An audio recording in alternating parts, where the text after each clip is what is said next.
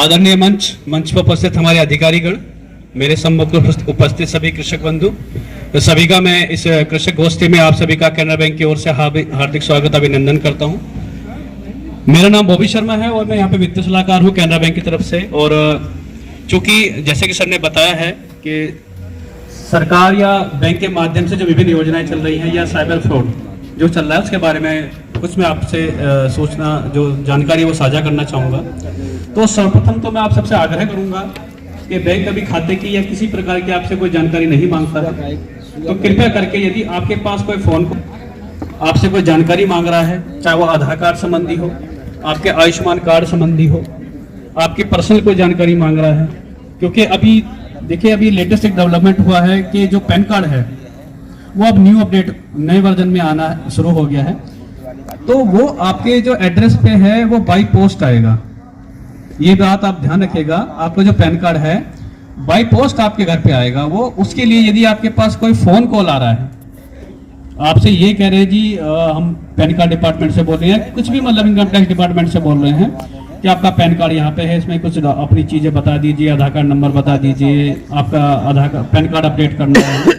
कोई भी जानकारी आप ऐसी साझा ना करें, क्योंकि ये भी फ्रॉड करने का ही जरिया है। मैं आपको पहले ही अवगत करा रहा हूँ इस चीज के लिए कि पैन कार्ड संबंधी कोई फोन आए आपको तो कोई जानकारी आप कृपया करके साझा ना करें। दूसरा, अभी जो लेटेस्ट में फ्रॉड है, जैसे आप देखते होंगे अभी कॉल वगैरह पे भी आप सुनते होंगे, जैसे आप किसी को फोन मिलाते होंगे तो एक साइबर फ्रॉड के लिए एक मैसेज आपको वो मेंशन कर रहा है, चीजें आ रही हैं सुनाई कि अभी कोई जज बन के या कोई सीबीआई ऑफिसर बन के आपको वीडियो कॉलिंग या कोई किसी प्रकार की कॉल करे या आपसे कोई जानकारी साझा करे या आपको डराए धमकाए, तो वो साइबर फ्रॉड हो सकता है। और ये होता भी अधिकांश ऐसा ही है, क्योंकि नारकोटिक्स डिपार्टमेंट से संबंधी भी आपको कॉल आती हैं कि सर आपके नाम का एक कोई पार्सल पकड़ा गया है, इसमें हेरोइन या कोकेन वगैरह है और आपके नाम की यहाँ पे एफआईआर हो गई है। तो ऐसा कभी भी घबराने की आवश्यकता नहीं है, ये सब जो है चीजें फ्रॉड ही हैं। दूसरा, नौकरी के लगाने के नाम से भी बहुत सी बार फ्रॉड किया जाता है। उसमें आपके जो डॉक्यूमेंट हैं वो लिए जाते हैं एजेंसी के माध्यम से और उन डॉक्यूमेंट का मिसयूज किया जाता है। मिसयूज मीन्स क्या किया जाता है कि अभी नौकरी लगाने के नाम पे क्या करते हैं वो कि आपके जो डॉक्यूमेंट हैं, आपके केवाईसी डॉक्यूमेंट हैं, तो उनसे एक फर्जी अकाउंट्स खोल दिए जाते हैं बैंक में, तो जिसमें जो फ्रॉड करने वाले होते हैं इसमें जाली लेन देन करते हैं। आपने कोई भाई का अपने जिक्र भी सुना होगा कि बहुत सी बार संदिग्ध लेन देन के कारण बहुत से अकाउंट फ्रीज कर दिए जाते हैं मिनिस्ट्री द्वारा, और उसमें फिर बैंक में जाते हैं जी हमारा लेन देन नहीं हो पा रहा है। क्योंकि एक चीज मैं आपको बता दूं, यदि आप किसी के दूसरी धनराशि भी अपने खाते में लेन देन के यूज करते हैं तो वो भी इलीगल एक्टिविटी है। बहुत सी बार क्या करते हैं, हम अपना सिविल स्कोर बढ़ाने के लिए कहते हैं कि जी, बहुत से भाई बोलते हैं जी मेरा 10 लाख रुपए हैं अपने खाते में गिरवा ले भाई, वो कहते हैं गैर तो कोई बात नहीं, मगर ये भी इलीगल एक्टिविटी है, इस पे भी आप पे कार्रवाई हो सकती है। इस चीज को भी ध्यान में रखें।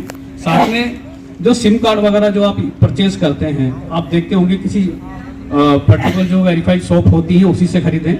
जो स्टॉल वगैरह लगा के कहीं बाइक लगा के खड़े हो जाते हैं, वो क्या करते हैं कि आप उनसे अच्छे प्रलोभन में आप सिम वगैरह तो ले लेते हैं, एयरटेल, आइडिया या जो मतलब जो भी मतलब जियो वगैरह जो भी चल रहे हैं, उसमें क्या करते हैं कि आपकी आईडी से वो एक के साथ साथ 2-2, 3-3 सिम जनरेट कर देते हैं। एक सिम आपको दे देंगे, 2 सिम का वो मिसयूज करेंगे। तो ऐसा भी होता है, तो आप इन चीजों से बिल्कुल अवेयर रहें। दूसरा, अपने मोबाइल नंबर पे, आपका जो मोबाइल नंबर रजिस्टर्ड है आपके खाते पे, बैंक अकाउंट पे, यदि बहुत से भाई ऐसा है कि हमारा सिम बंद हो गया तो हम उसे छोड़ देते हैं ऐसे ही, और 3 से 6 महीने बाद वो कंपनी उसी नंबर को किसी और व्यक्ति को अलॉट कर देती है।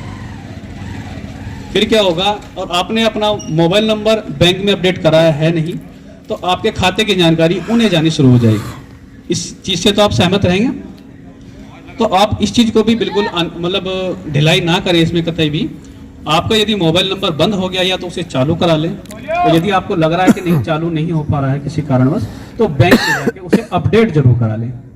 क्योंकि यदि आपके खाते से कोई भी छेड़छानी होगी, उसकी सूचना आपको एसएमएस के माध्यम से बैंक आपके रजिस्टर्ड मोबाइल नंबर पे ही देगा।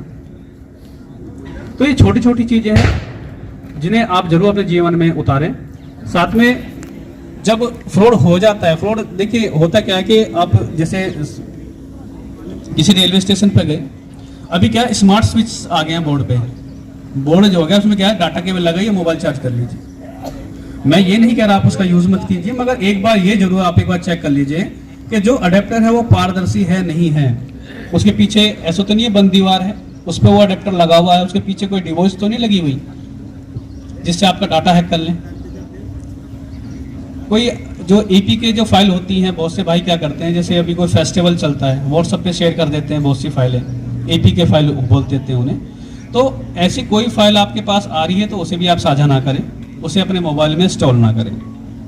देखिए कोई भी एप्लीकेशन है, मैं आपको एक चीज़ बता देता हूँ, कोई भी एप्लीकेशन अगर आप अपने मोबाइल में इंस्टॉल कर रहे हैं तो यदि उसका साइज केबी में है तो उसे ना करें, यदि उसका साइज एमबी में है तो करें, क्योंकि एमबी केबी से बड़ा होता है। और सीधी सी बात है कि जब उसके पास ही खुद का बैकअप नहीं है, ऐसी कोई एप्लीकेशन है जिसका साइज ही केबी में है, तो वो दूसरा डाटा क्या ले लेगा। मतलब उसकी सीधी सीधी मंशा ये है कि आपका डाटा लेना है और ट्रांसफर कर देना है। तो इस उद्देश्य से ये फाइलें बनाई जाती है अधिकांश। तो आप इन चीजों से बिल्कुल बच के रहेंगे। साथ में 1930 एक टोल फ्री नंबर है भारत सरकार द्वारा 1930, उस पर कॉल करके अपनी शिकायत को पंजीकृत करें। आपका जो एटीएम कार्ड है उस पर भी एक टोल फ्री नंबर होता है, उस पर भी कॉल करके आप अपनी शिकायत को पंजीकृत कर सकते हैं। जैसे कि कोई किसान भाई खेत में है और आपके खाते से कोई छेड़छानी हो गई, तो या तो 1930 नंबर आपके याद है तो आप तुरंत फोन करके अपनी शिकायत को पंजीकृत करें। 1930 की प्रक्रिया ऐसा होती है कि 1930 पे जैसे आप अपना रजिस्टर अपने शिकायत को पंजीकृत कर लेते हैं, पंजीकरण के बाद में आपका जो रजिस्टर्ड मोबाइल नंबर है जिससे आपने कॉल की थी, उस पर एक लिंक गवर्नमेंट ऑफ इंडिया भेजेगी साइबर क्राइम पोर्टल के नाम से, साइबर क्राइम पोर्टल के नाम से भेजेगी। और उस लिंक को आप ओपन जैसे ही करेंगे तो उसमें आपकी डिटेल मांगी जाएगी कि आपके साथ किस तरह का फ्रॉड हुआ है, किस व्यक्ति, कोई व्यक्ति विशेष का नाम है या जो भी इसकी संबंधित सूचनाएं हैं आप उन्हें साझा करेंगे। साझा करने के बाद में अपनी शिकायत को आप सबमिट कर देंगे। सबमिट करने के बाद में एक रजिस्ट्रेशन नंबर आपको मिल जाएगा।